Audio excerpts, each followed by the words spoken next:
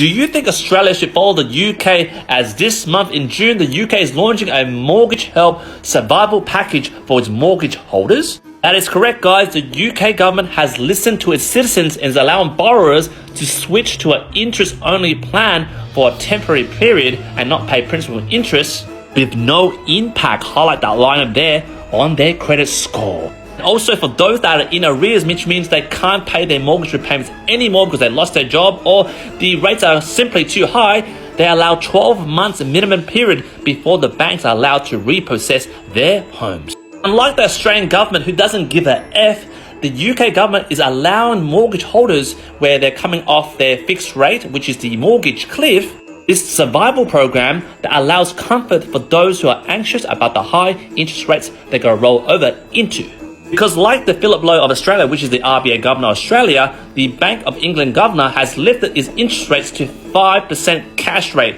Australia is at 4.1%. And for the Britons, the Muggles, it's their 13th interest rate hike, and there's plenty more to come. Because the UK is in deeper shit than Australia because their annual inflation rate is at 8.7% compared to Australia's 6.5 to 6.7% at the moment.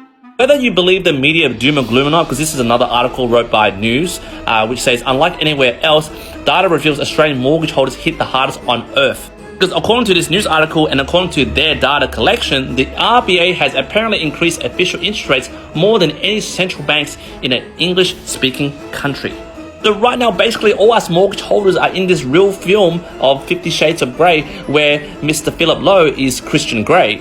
And we are all Anastasia Steele, where every consecutive rate rise, we are slowly fulfilling Philip Lowe's sadistic fantasy. So the question I want to ask Mr. Philip Lowe, the RBA governor, and all us mortgage holders wants to know is, in this BDSM sick fantasy of yours, what is our safe word? How do we get out of this?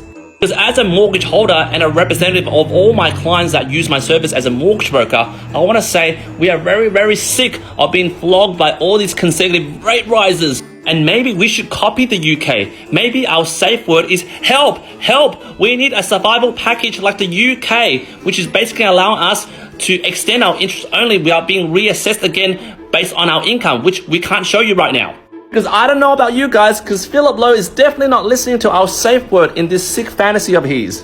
And I personally, humbly, honestly think that these 12 consecutive rate rises are just the first few chapters of this sick book. Jump in the comments, let me know what you think.